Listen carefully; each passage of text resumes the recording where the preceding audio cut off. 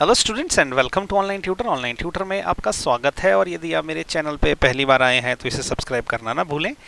अभी हम लोग करेंगे एक्सरसाइज 6.1 का क्वेश्चन नंबर 4 और क्वेश्चन नंबर 4 में इन्होंने बोला है कि इन फिगर 6.16 ये फिगर दे रखी है 6.16 if x plus Y is equal to W plus Z then prove that A O B is a line. ठीक है, तो उन्होंने बोला है कि ये जो x प्लस वाई है और ये डब्ल्यू प्लस जेड है ये एक दूसरे के बराबर है। अब हमें ये प्रूव करना है कि ये जो ए ओ बी है ना एक लाइन है, ये लग रही है लाइन जैसी, इन्होंने बोला नहीं है कि लाइन है, लेकिन हमें ये प्रूव करना पड़ेगा कि एक लाइन है। देखिए किसी भी चीज़ को लाइन प्रूव करने के लिए हमें क्या करना पड़ता है ना, अगर हम उसके ऊपर के एंगल को दोनों का ऐड करके बोल दें कि 180 डिग्री के है तो वो ये प्रूव हो जाएगा कि भाई ये लीनियर पेयर है। अगर लीनियर पेयर है तो मतलब ये एक लाइन है। ठीक है, तो हम इसको ऐसे ही करेंगे। तो सबसे पहले देखिए हमें दिया क्या गया, हमें वो लिखना है। हमें क्या है, हमें गिवन क्या है, x प्लस वाई जो है ये किसके बराबर है, ये है w प्लस जेड के बराबर है। ठीक है, और हमें प्रूव क्या करना है, टू प्रूव हमें ये करना है कि A O B is a line. अगर A O B is a line है तो एक्चुअली में इनडायरेक्टली हमें क्या प्रूव करना है कि जो ए ओ बी के ऊपर एंगल है ना वो उनका जोड़ जो वो 180 डिग्री होना चाहिए, मतलब x प्लस वाई। ओके, तो हमें या तो x प्लस वाई ये 180 डिग्री प्रूव करना है, या ये जो है ना w प्लस जेड या तो ये 180 डिग्री प्रूव करना है। इनमें से कोई सा भी एक हमने अगर 180 डिग्री प्रूव कर दिया तो इनडायरेक्टली ये प्रूव हो जाएगा कि ए ओ बी एक लाइन है। ओके, ये प्रूव करना है, बड़ा ही आसान। देखिए इसको कैसे करते हैं, प्रूफ में लिख लेते हैं हम। ये जो चारों एंगल है ना, अगर इनमें चारों को अगर मैं ऐड कर दूं, ठीक है, ये क्या है, ये है angle x, angle y, angle z, angle w। ये देखो एक पूरा सर्कल बना रहा है, ये पूरा एक सर्कल बन रहा है इन चारों एंगल का।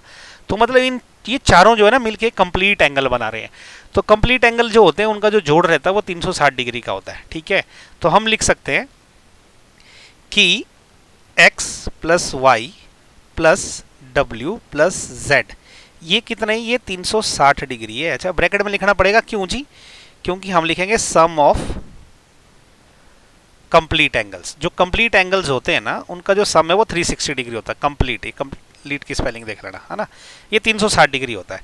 अब मैं क्या करूंगा ना, x प्लस वाई को मैं अलग लिख लूंगा, okay, plus w plus Z को मैं अलग से लिख लूंगा ब्रैकेट में। ओके, जानबूझ के मैंने ऐसा किया।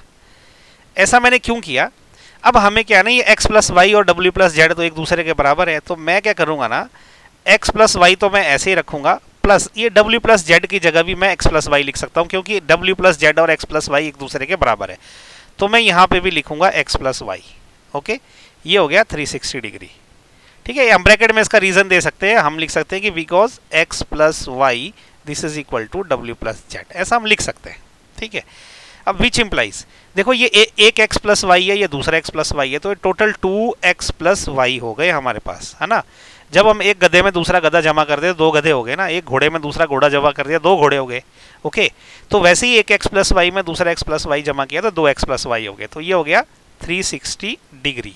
अब ये 2 वहां जाएगा बटे में, तो इसका मतलब कि जो x प्लस वाई है ना वो क्या हो जाएगा, 360 डिग्री अपॉन 2 हो जाएगा ये। ओके, तो विच इम्प्लाइज कि x प्लस वाई जो है दिस इज इक्वल टू 180 डिग्री। अब ये जो है ना ये हमारे लिए क्रूशल पॉइंट आ गया। ठीक है, हमने यही प्रूव करना है इनडायरेक्टली। अब ये प्रूव हो गया तो इसका मतलब क्या है कि x प्लस वाई जो है, x और y क्या वो लीनियर पेयर है। तो हम क्या लिखेंगे कि which implies x and y are linear pair.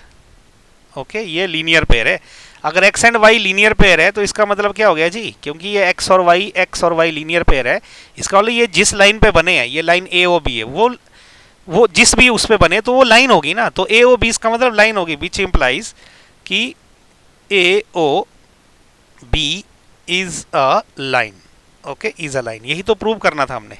तो हम ब्रैकेट में लिख देते हैं इसको हैंस, या तो इसको हैंस प्रूव्ड लिख देंगे या लिख देंगे कि भाई यही हमारा आंसर है। ओके, तो हो गया क्वेश्चन नंबर 4। तो आई होप कि आपको समझ आया होगा, नहीं समझ आया तो फिर से पीछे मुड़ के जाइए, रिपीट देखिए, फिर भी समझ नहीं आया तो मेरे से कमेंट में पूछिए, मैं इमीडिएटली आपका जो है डाउट क्लियर करूंगा।